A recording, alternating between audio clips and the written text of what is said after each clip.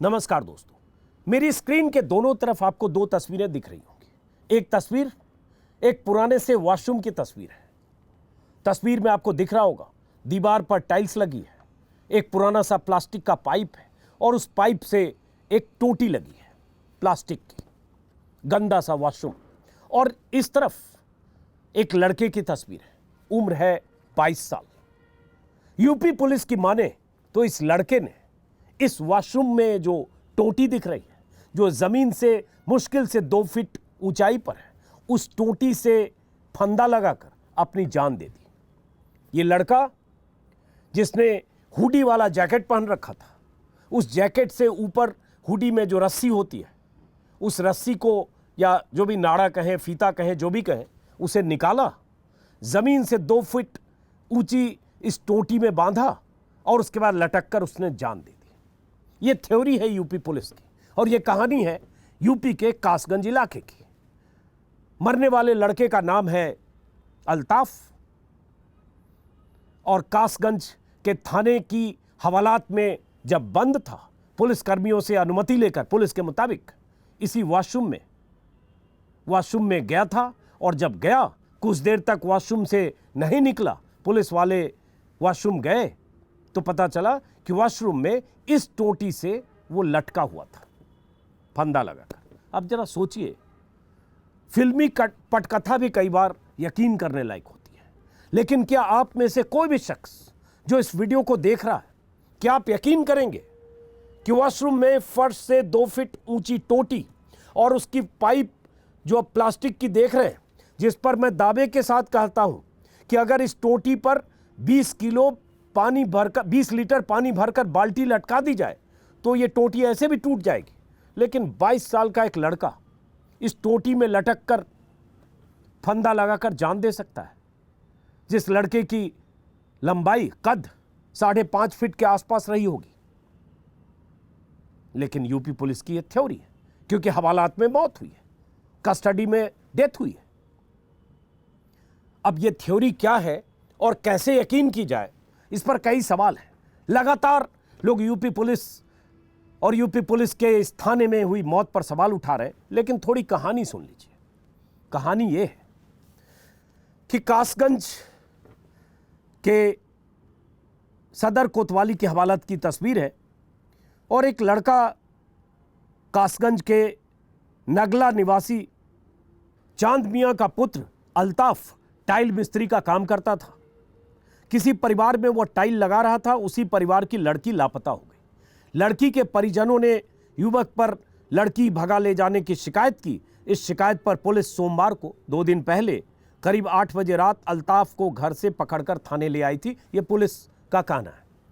हालांकि अल्ताफ के पिता का कहना है कि उन्होंने खुद, जब उनके बेटे पर आरोप लगा, उन्होंने खुद अपने बेटे को पुलिस के हवाले किया और उसके बाद जब वो थाने गए, उन्हें थाने से भगा दिया गया, बेटे से मिलने नहीं दिया गया और उसके बाद खबर आई कि उनके बेटे ने बकौल पुलिस इसी वॉशरूम की इसी टोटी से और पाइप से जो जर्जर अवस्था में है, उससे फंदा लगाकर लटक कर जान दे दी। अब इस कहानी में अल्ताफ का होना, अल्ताफ पर आरोप लगना और पुलिस का रवैया और पुलिस का यह कहना किसके गले उतरेगा?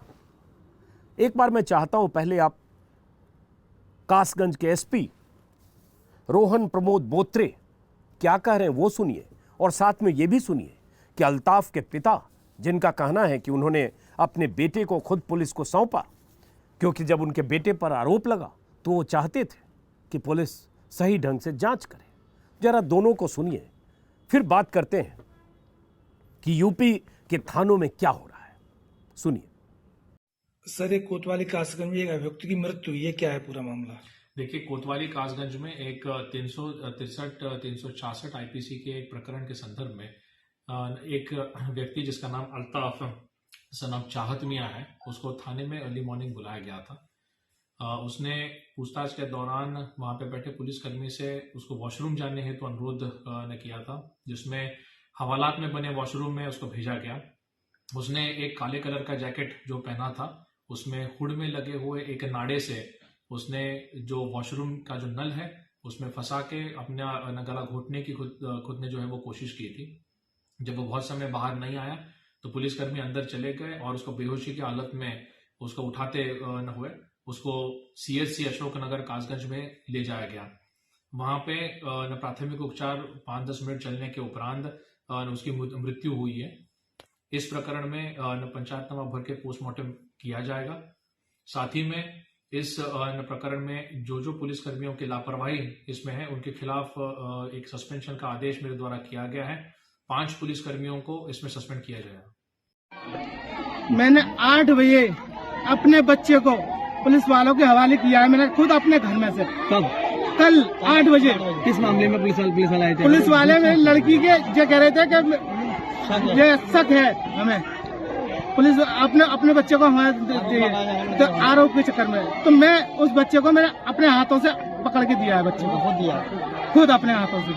फिर क्या हुआ? बच्चे को लेने के बाद में चले आए हैं ये लोग। मैं चौकी तक आया हूँ, चौकी से मुझे फटकार के भगा दिया गया है। मुझे चौकी से फटकार के भगा दिया गया है। आज क्या बताया? 24 घंटे बीत जाने के बाद? 24 घंटे के बाद में ये मालूम पड़ रही है वो मुझे फांसी लगा दी है मेरे बच्चे को। किन लोगों ने? अब ये पुलिस वालों के हवाले किया है मैंने, तो यही मुझे तो उम्मीद है कि पुलिस वालों ने ही लगाएंगे। क्या नाम है आपके बच्चे का? अल्ताफ। कितनी उम्र है? 21 साल। किस जगह लगाई है? वहाँ से किस जगह? नदरई गेट चौकी से मैंने बच्चा दिया था अपना। हाँ। और ये बड़े थाने में आया है बच्चा, बड़े थाने में ये घटना हुई है। अल्ताफ के पिता ने साफ साफ कहा कि पुलिस जब सोमवार की रात 8 बजे उनके घर आई थी, उसे थाने ले जाने की बात की लड़के को उनके, तो उन्होंने अपने लड़के को खुद पुलिस के हवाले कर दिया। उन्हें लगा कि पुलिस कुछ देर में छोड़ देगी और यही कहकर पुलिस ले भी गई, लेकिन बेटा सही सलामत नहीं लौटा। उसकी मौत की खबर मिली और पुलिस, कासगंज के SP रोहन प्रमोद बोत्रे क्या कह रहे हैं? यह अलग बात है कि उन्होंने कहा कि 5 पुलिस वालों को, इंस्पेक्टर समेत, कोतवाली के प्रभारी समेत 5 पुलिस वालों को सस्पेंड कर दिया गया है। लेकिन सस्पेंड करना एक औपचारिकता है। आज सस्पेंड है, महीने 2 महीने 20 दिन बाद, 1 महीने बाद वो कब बहाल हो जाएंगे, फिर थानों में तैनात हो जाएंगे, वो अलग कहानी है। लेकिन सवाल ये उठता है, जो ये बात, जो एक स्क्रिप्ट, एक पटकथा जो पुलिस इतनी लचर पटकथा तैयार करती है कि उस वॉशरूम में जिसमें प्लास्टिक की एक पुरानी टोटी लगी है जमीन से 2 फीट ऊपर, उस टोटी में लटक कर कोई लड़का जान दे सकता है? उस टोटी में लटकेगा, इतनी ऊंची टोटी, उस प्लास्टिक की टोटी के नीचे एक बाल्टी, इसमें लटकने के लिए उस लड़के की हाइट होनी चाहिए 1.5 फीट और वजन होनी चाहिए 15-20 किलो, क्योंकि ये टोटी वजन 20 किलो की भी उठाने की स्थिति में नहीं है। तो उस लड़के ने कैसे जान दी थी इस वॉशरूम में? और SP IPS अधिकारी जो बहुत तेज तर्रार होता है पढ़ने में, वही IPS के लिए चुना जाता है, बहुत तरह की ट्रेनिंग होती है। एक IPS अधिकारी कैसे ये थ्योरी मीडिया के सामने पेश कर सकता है? अगर उन्हें थाने वाले ने ये बताया तो भी ये सवाल है। और ये जब भी पुलिस टॉर्चर की कहानियां आती हैं, जब भी पुलिस हिरासत में पिटाई और मौतों की कहानियां आती है, तो इसी तरह की कुछ कहानी गढ़ी जाती है। लेकिन उन कहानियों में ऐसी बुनावट होती है कि कई बार यकीन हो जाए। लेकिन ये कहानी तो सामने है। आज तक की रिपोर्ट में देख रहा हूं, और ये जो तस्वीर है ये आज तक के हवाले से है, क्योंकि आज तक की टीम ने ही वॉशरूम का दौरा किया।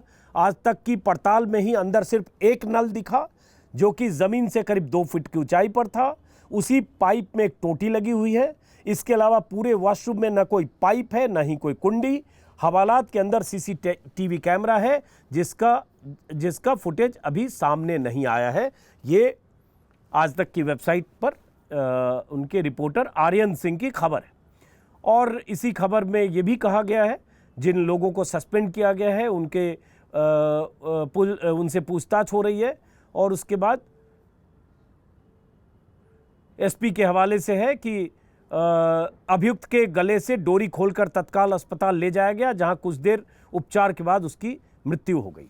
यही एक तरीका होता है पुलिस का, कस्टोडियल डेथ में, टॉर्चर से डेथ में यही होता है, या एनकाउंटर में भी, कि मर जाता है मौके पर जिसे पुलिस मारना चाहती है, और बाद में सिर्फ औपचारिकता के लिए अस्पताल ले जाती है, सरकारी अस्पताल, और 10-20 मिनट के बाद होता है कि उपचार के दौरान उसकी मौत हो गई। यहां भी वही हुआ। और ख़ास बात ये कि अल्ताफ मुस्लिम भी था।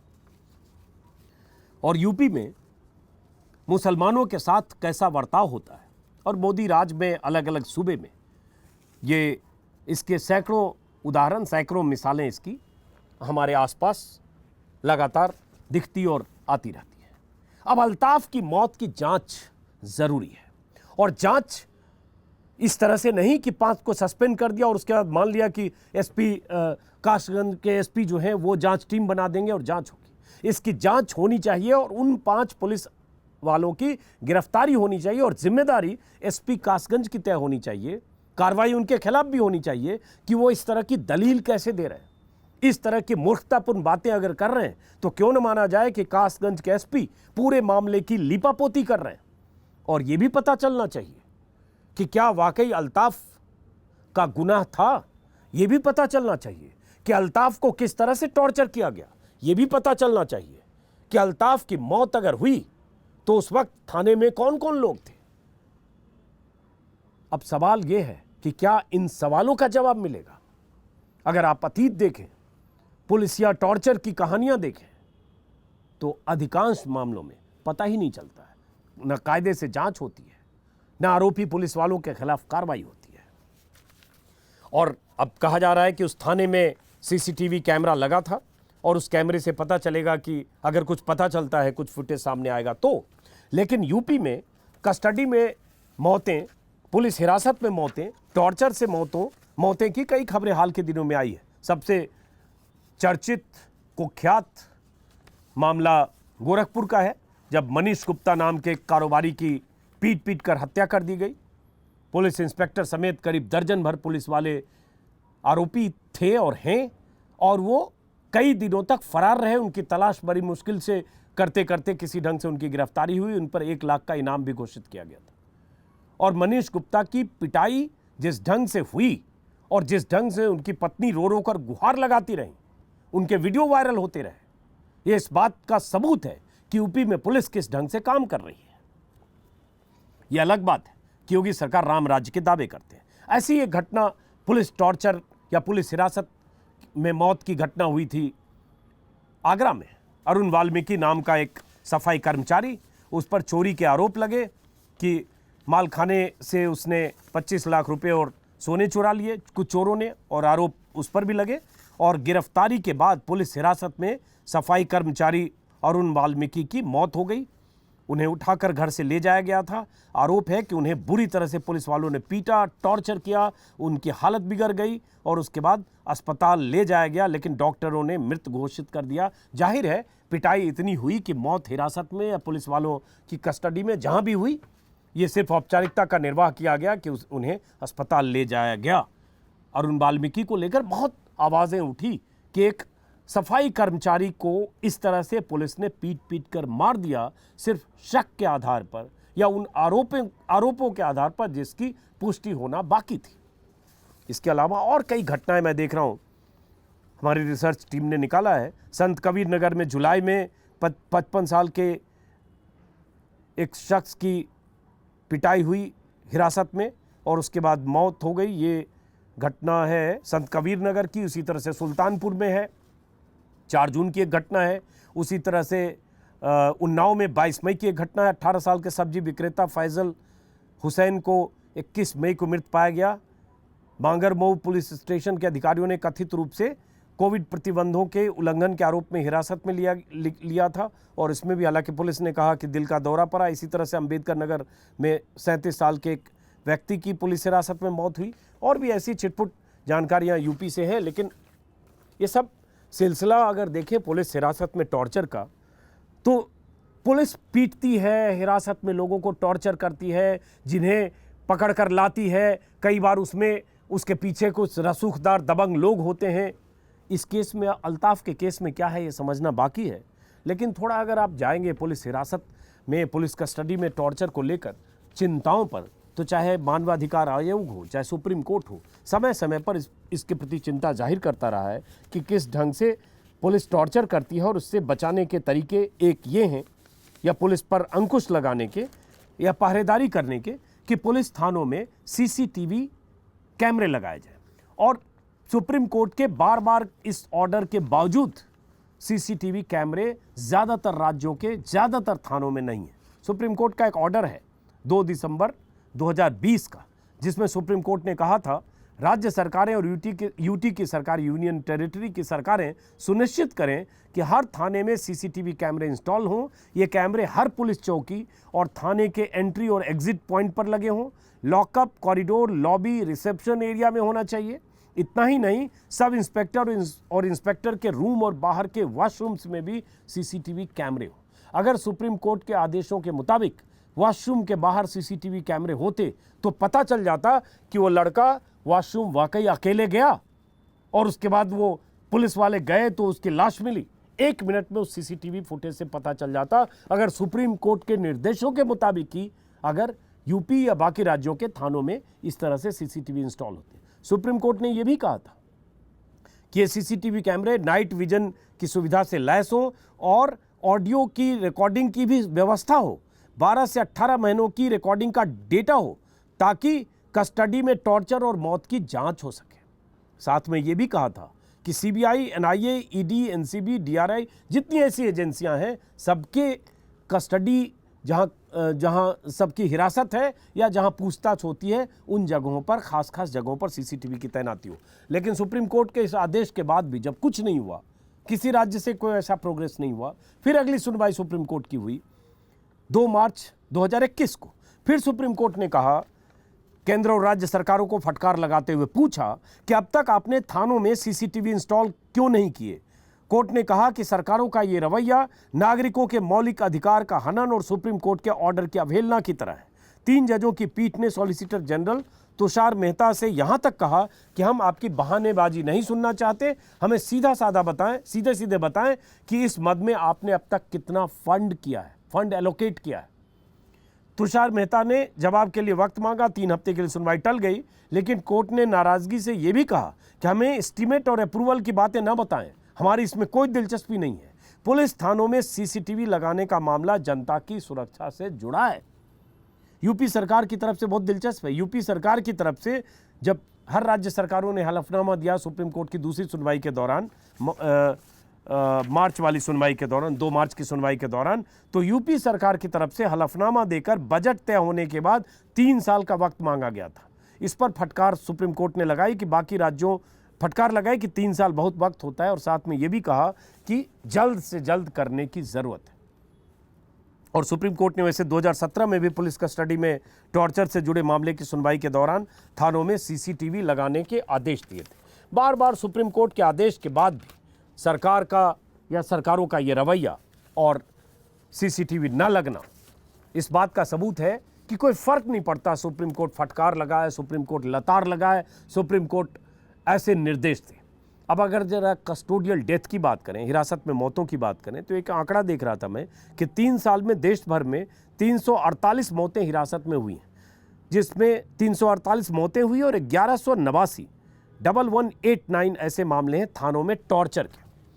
हिरासत में मौतें और थानों में टॉर्चर की इस तादाद में अगर देखेंगे तो गुजरात में 42 मौतें हुई हैं, एमपी में 34 मौतें, महाराष्ट्र में 27 मौतें और यूपी में 23 मौतें हुई। और ये संसद में बताया गया है, गृह मंत्रालय की भी रिपोर्ट है और संसद में बताया गया केंद्रीय गृह राज्य मंत्री की तरफ से। तो कस्टोडियल डेथ पर सुप्रीम कोर्ट की गाइडलाइंस को कूड़े में डालकर सरकारें काम कर रही है, अपनी जगह है।